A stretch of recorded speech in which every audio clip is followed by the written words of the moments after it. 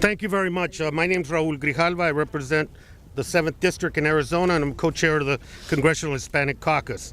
We're at, and all of us know how important, those of us, my colleagues that are here, we're at a crossroads on health reform in this country.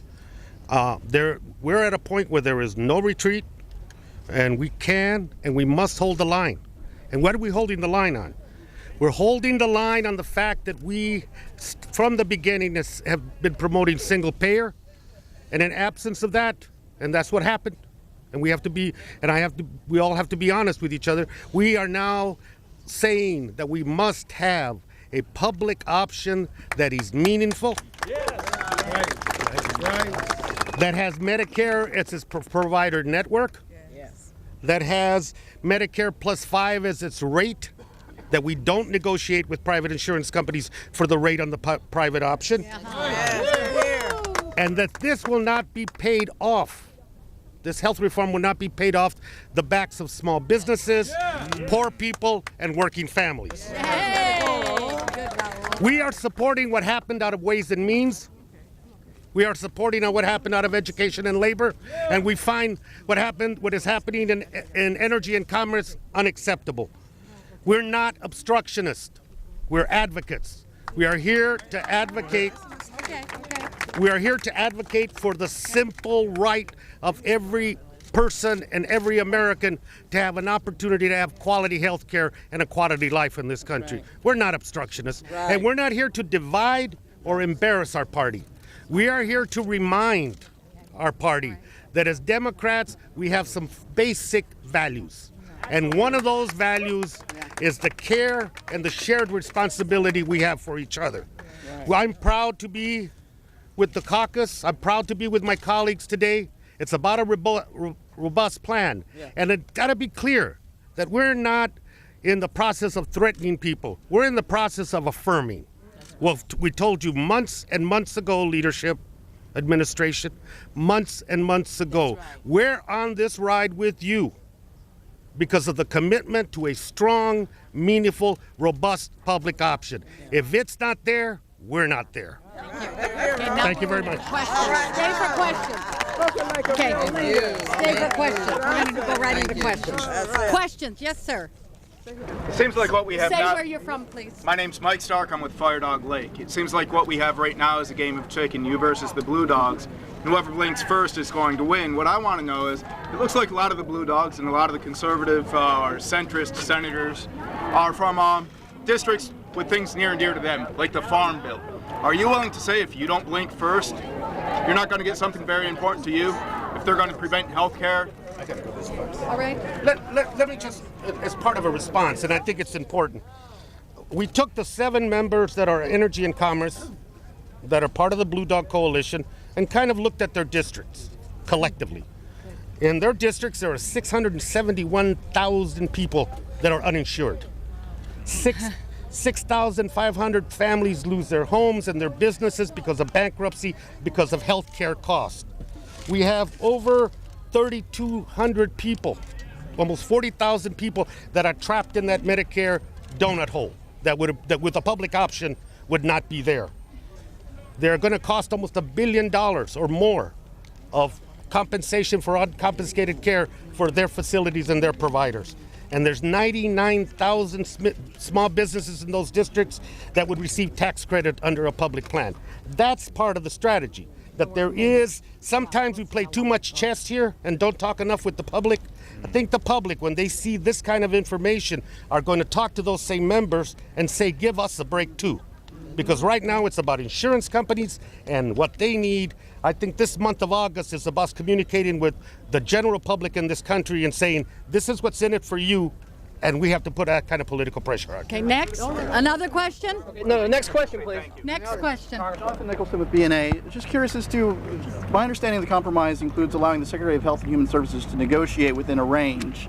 How does that exactly detract from having a public from the public option? It doesn't. It detracts from having a strong public option, and we would like Donna Edwards to respond to that. I'm Donna Edwards from Maryland. I mean, the problem with the deal that has been struck is that when you negotiate from Medicare rates upwards to where the private insurers are, that is sending the cost value up. And the goal of a public plan, in addition to all of the coverage that we've talked about, the goal of the public plan also is to lower costs for all Americans, those of us who have health insurance and all Americans. And the only way that you do that is to have a set rate, Medicare plus 5, that is set, and then you will have a competition that's real competition. Frankly, I don't understand what the insurers are afraid of. They're afraid of the competition.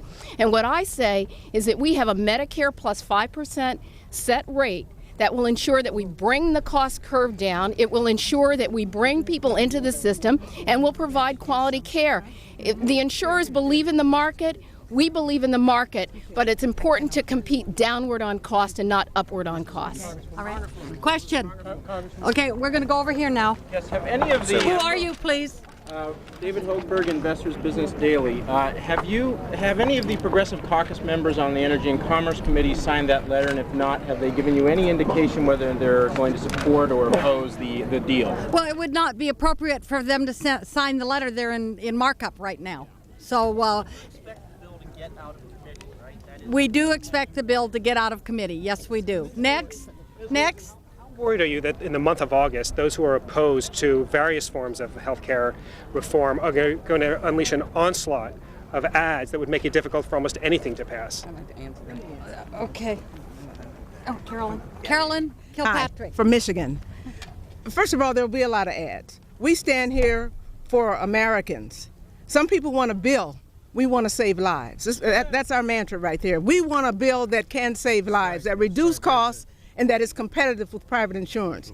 The very deal they set out yesterday set a limit on what a public plan would be, but at the same time said the private companies can raise their premiums as much as they want.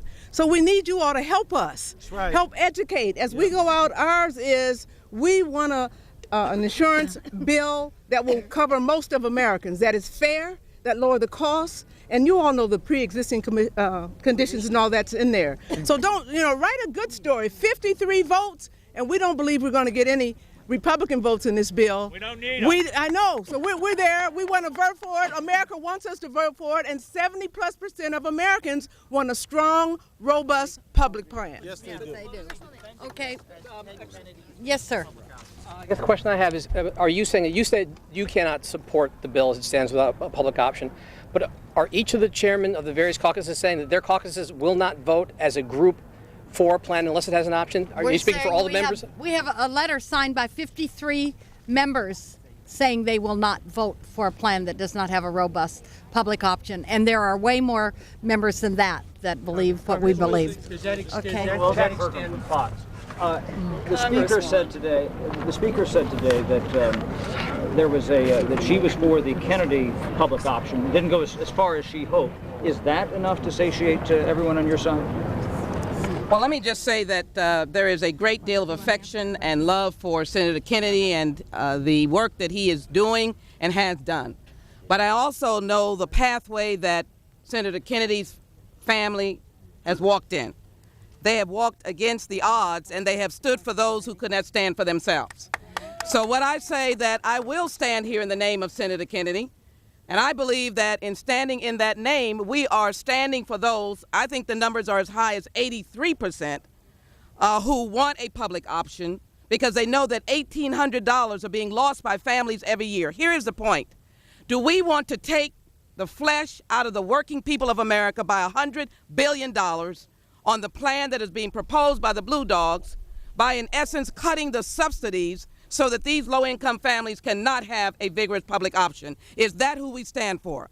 And if we do not stand for that, then I will say, as it relates to Senator Kennedy, I stand with the nurses, the doctors, I stand with the health workers, I stand with the sick and the downtrodden, I stand with the children, I stand with the victims of H1N1 who have not been able to get into the hospitals today because there is no public option and no vigorous public option. I will close on this because I think Senator Kennedy will understand this. And I said this before, and a lot of people look quizzical when I say it.